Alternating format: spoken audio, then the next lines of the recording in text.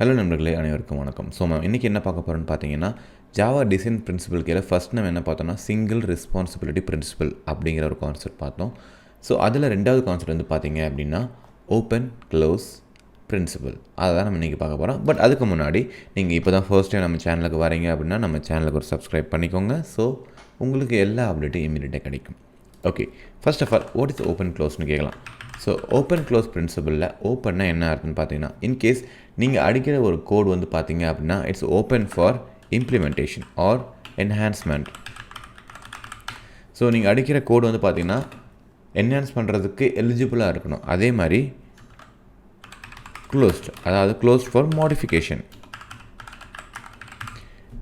So open for enhancement, closed for modifications. Correct. இது சொல்லும்போது கொஞ்சம் ஈஸியாக இருக்க மாதிரி இருக்கும். பட் அதை ஒரு எக்ஸாம்பிளை பார்த்தோம்னா இன்னும் கிளாரிஃபை பண்ணிக்கலாம். ஸோ என்ன எக்ஸாம்பிள் பார்க்க போகிறோன்னு பார்த்தீங்க அப்படின்னா, ஃபஸ்ட்டு வந்து பார்த்தீங்கன்னா இந்த ஓப்பன் க்ளோஸ் பிரின்சிபல் இல்லாமல் ஒரு எக்ஸாம்பிள். ஸோ ப்ராப்ளம் என்னன்னு சொல்லிட்டு அதுக்கப்புறம் அதுக்கு நம்ம சொல்யூஷன் கண்டுபிடிக்கலாம். ஓகேவா? ஸோ ஃபஸ்ட் என்ன பண்ணுறேன்னு பார்த்தீங்கன்னா ஒரு கிளாஸ் க்ரியேட் பண்ணுறேன். ஸோ எதுக்காக கிளாஸ் பண்ணுறது? நோட்டிஃபிகேஷனுக்காக தானே. So notification. ஸோ இந்த நோட்டிஃபிகேஷனில் வந்து பார்த்தீங்க அப்படின்னா எனக்கு ஒரு மெசேஜ் பாடி இருக்கும்.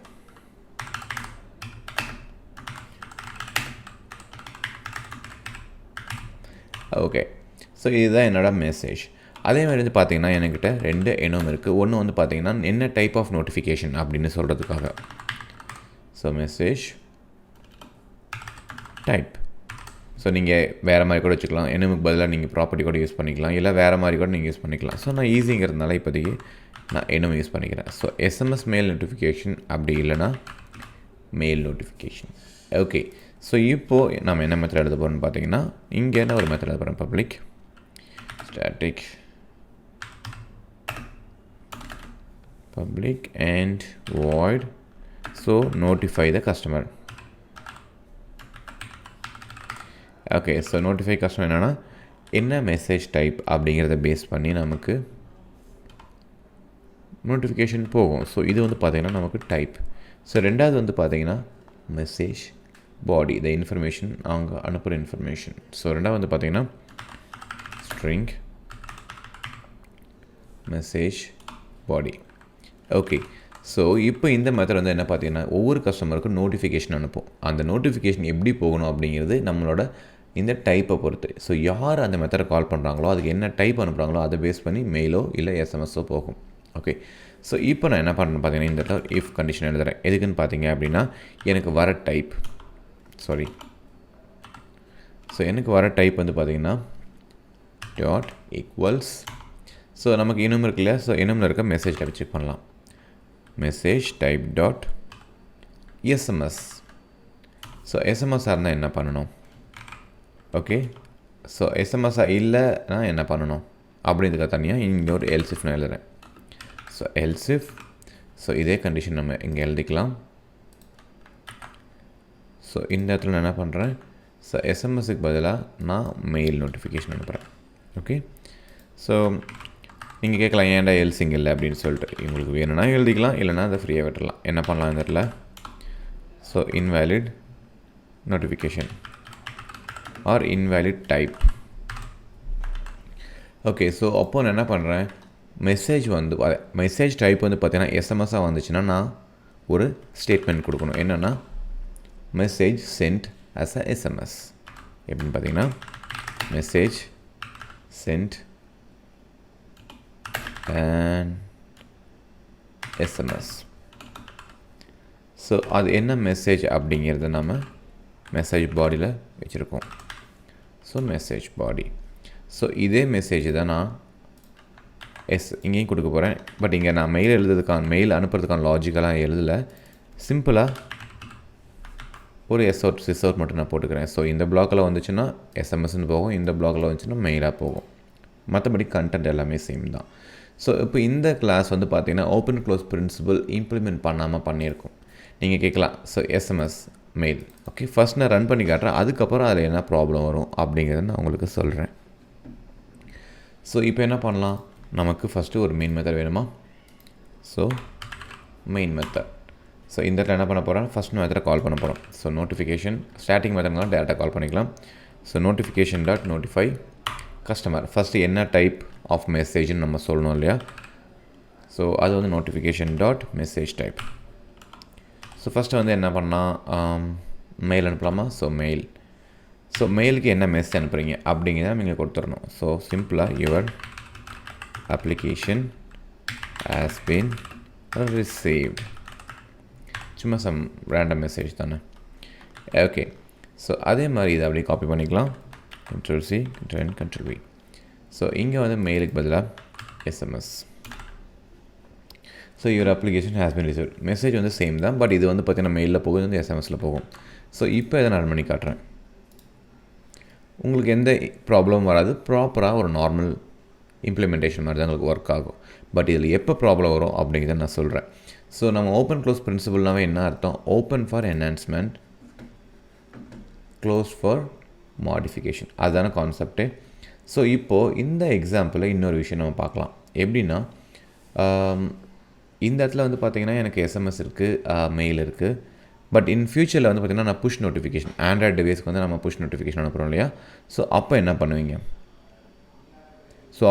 நார்மலாக இங்கே போயிட்டு இங்கே இன்னொரு எல்சிஃப் போட்டு type equals of message type dot push notification. So என்ன பண்ணுறோம், எக்ஸிஸ்டிங் கோடை நம்ம என்ன பண்ணுறோம், மாடிஃபிகேஷன் பண்ணுறோம். So that is wrong.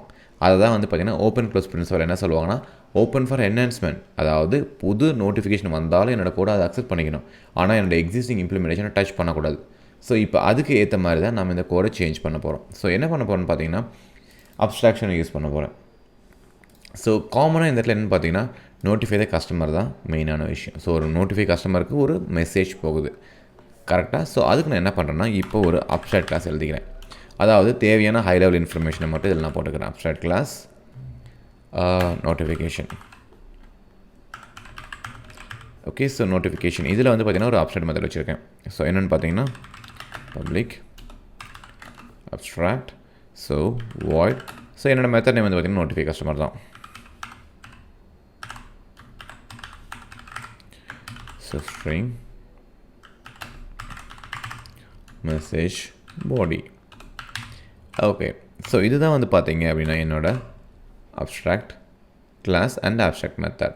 So இந்த நோட்டிஃபிகேஷன் அப்படின்னு நான் என்ன பண்ண போகிறேன்னா டோட்டலாக ரீமேப் பண்ண போகிறேன். அதாவது இமெயில் நோட்டிஃபிகேஷனுக்கு தனியாக ஒரு இம்ப்ளிமெண்டேஷன், அதே மாதிரி எஸ்எம்எஸ்க்கு தனியாக இம்ப்ளிமெண்டேஷன் எழுத போகிறேன். அதாவது கம்பைன் பண்ணி எழுதி வச்சதை சின்ன சின்ன பீசஸாக பிரிக்க போகிறேன். எப்படின்னு பார்த்தீங்கன்னா இப்போது இந்த இடத்துல நான் இன்னொரு கிளாஸ் எழுதுறேன். கிளாஸ் ஸோ நோட்டிஃபிகேஷன் இன் மெயில் ஆர் நோட்டிஃபிகேஷன் வியா மெயில், நோட்டிஃபிகேஷன் வியா மெயில். ஸோ இங்கே ஒரு கிளாஸ்.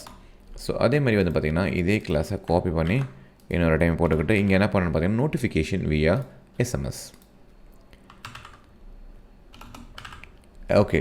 ஸோ நான் அடிஷ்னலாக இங்கே பண்ணுறது என்னென்னு பார்த்தீங்கன்னா இங்கே என்னோடய அப்ஸ்ட்ராக்ட் கிளாஸை நான் என்ன பண்ண போகிறேன், அப்ஸ்ட்ராக்ட் கிளாஸை எக்ஸ்டெண்ட் பண்ண போகிறேன். ஸோ அப்ஸ்ட்ராக்ட் கிளாஸ் எக்ஸ்டெண்ட் பண்ணால் என்ன ஆகணும், அந்த மெத்தட்ஸ்க்கான இம்ப்ளிமெண்டேஷன் நம்ம கொடுக்கணும். இப்போதைக்கு நான் ஒன்று மாற்றிக்கிறேன், ஏன்னா யாரும் அடிச்சுட்டு இருக்கு இல்லையா.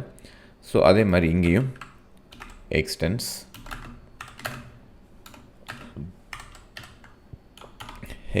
நோட்டிஃபிகேஷன்.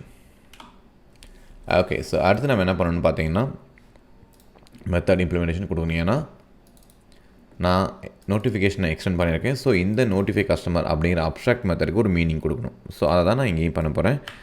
அதே சேம் தான் வந்து இங்கேயும் நான் பண்ண போகிறேன். ஓகேவா. ஸோ இந்த இடத்துல நான் என்ன பண்ண போகிறேன்னு பார்த்தீங்கன்னா சேம் மெசேஜ் தான். Ctrl+C Ctrl+V message sent as SMS. Okay. So இது மெயிலாக. ஸோ அப்புறம் என்ன பண்ணுறேன், மெயில். அதே மாதிரி வந்து பார்த்திங்கன்னா இந்த இடத்துல மெசேஜ் பாடி. ஸோ இப்போ எனக்கு இது தேவையா, இது தேவையே இல்லை. ஸோ இப்போ இந்த நோட்டிஃபிகேஷன் கிளாஸை நான் என்ன பண்ணுறேன், டோட்டலாக நான் ரிமூவ் பண்ணிடலாம். ஓகே. ஸோ இந்த கிளாஸ் இங்கே தானே லைன் நம்பர் 24லேருந்து 27 வரைக்கும். ஸோ இது அப்படியே டிலீட் பண்ணிட்டேன். ஸோ இப்போ வந்து பார்த்திங்கன்னா எனக்கு நோட்டிஃபிகேஷன் மெயில்னு சொல்லி ஒரு இம்ப்ளிமெண்டேஷன் இருக்குது, நோட்டிஃபிகேஷன் வியா எஸ்எம்எஸ்ங்கிற ஒரு இம்ப்ளிமெண்டேஷன் இருக்குது. ரெண்டுமே வந்து பார்த்திங்கன்னா கஸ்டமருக்கு ஒரு நோட்டிஃபிகேஷன் அனுப்பும். ஓகேவா. ஸோ இப்போ இதை நம்ம எப்படி கால் பண்ணலாம் அப்படிங்கிறத பார்க்கலாம். ஃபஸ்ட்டு எனக்கு நோட்டிஃபிகேஷன் மெயில் அனுப்பணும், கரெக்டுங்களா. ஸோ அப்போ என்ன பண்ணுறேன், இந்த இடத்துல போய்ட்டு notification via mail, correct? Via mail and mail notification is equal to, so new notification via mail. Okay, so இப்போ mail notification dot notify customer இந்த இடத்துல நம்ம மெசேஜ் கொடுக்கணும். என்ன மெசேஜ் கொடுக்கலாம்? ஸோ இதே மெசேஜை கொடுத்துடலாமா? ஓகே, ஸோ அதே மெசேஜ் நான் கொடுத்துட்டேன். ஸோ இப்போ நமக்கு இந்த லைன் தேவை இல்லையா? ஸோ இப்போ என்னாச்சுன்னா நான் இமெயில் நோட்டிஃபிகேஷனுக்கு ஒரு இமெயில் அனுப்பிட்டேன், ஒரு மெசேஜ் பண்ணிவிட்டேன். அந்த சர்வீஸை நான் டெஸ்ட் பண்ண போகிறேன் இப்போது. ஸோ அது மட்டும் இல்லாமல் அட் த சேம் டைம் இப்போ வந்து பார்த்தீங்கன்னா நான் எஸ்எம்எஸ் அனுப்புகிறேன். ஸோ அதுக்கான ஒரு இம்ப்ளிமெண்டேஷன் எழுதுகிறேன். Notification SMS and here SMS notification. So equal to new. Okay. So அதே மாதிரி இப்போ என்ன பண்ணுறோன்னா இந்த இடத்துல இந்த லைனை காப்பி பண்ணிக்கலாம். ஸோ மெயில் நோட்டிஃபிகேஷனுக்கு பதில் நம்ம யூஸ் பண்ண போகிறது வந்து பார்த்தீங்கன்னா எஸ்எம்எஸ் நோட்டிஃபிகேஷன். மெசேஜ் வந்து சேம் தான். ஸோ இப்போ இதை நான் ரன் பண்ணுறேன். So still same output. Okay, so open close பிரின்சிபலில் என்ன அட்வான்டேஜ் நீங்கள் சொல்கிறேன் பாருங்கள். இப்போது இன்கேஸ் நாளைக்கு நான் புது நோட்டிஃபிகேஷன் நான் ஆட் பண்ணுறேன் அப்படின்னா எனக்கு எக்ஸிஸ்டிங் இம்ப்ளிமெண்டேஷனான எஸ்எம்எஸ்லேயும் மெயில்லையும் எனக்கு எந்த சேஞ்சஸை பண்ணணுங்கிற அவசியம் இல்லை. சிம்பிளாக நான் என்ன பண்ண போகிறேன், ஃபார் எக்ஸாம்பிள் நான் இன்னொரு நோட்டிஃபிகேஷன் எந்த மாதிரி பார்த்தீங்கன்னா புஷ் நோட்டிஃபிகேஷன் ஆண்ட்ராய்டு மொபைலுக்கு வரும் இல்லையா, அந்த மாதிரி நோட்டிஃபிகேஷன். அதே மாதிரி இந்த இடத்துல எக்ஸ்டென்ஸ் நம்மளோட notification.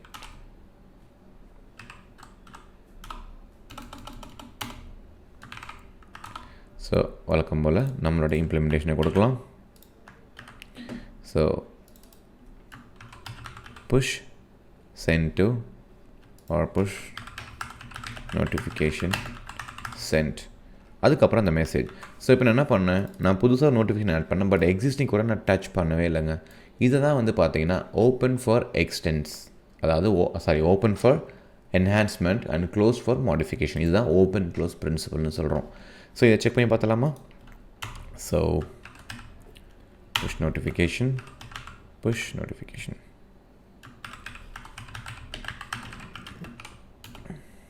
equal to new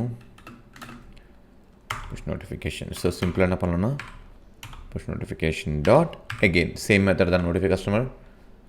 so இங்கே என்ன பண்ண போகிறேன்னா சிம்பிளாக your application has received, அவ்வளோதாங்க.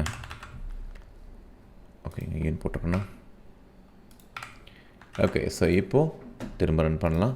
ஸோ நான் எக்ஸிஸ்டிங் கூட டச் பண்ணவே இல்லை, பட் ஆனால் நான் என்ன பண்ணியிருக்கேன், புதுசாக ஒரு ஃபியூச்சரை நான் ஆட் பண்ணியிருக்கேன். ஸோ இதை தான் வந்து பார்த்திங்கன்னா ஃபியூச்சரை எப்போயுமே நம்ம அடிஷ்னலாக ஆட் பண்ணிகிட்டே வரணும், எக்ஸிஸ்டிங் ஃபியூச்சரை டச் பண்ணக்கூடாது. இதை தான் வந்து பார்த்திங்கன்னா ஓப்பன் க்ளோஸ் பிரின்சிபல்.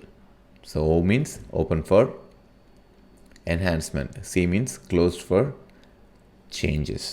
ஓகேங்களா? ஸோ அடுத்த வீடியோவில் நம்ம அடுத்த பிரின்சிபலை பற்றி பார்க்கலாம். தேங்க்யூ.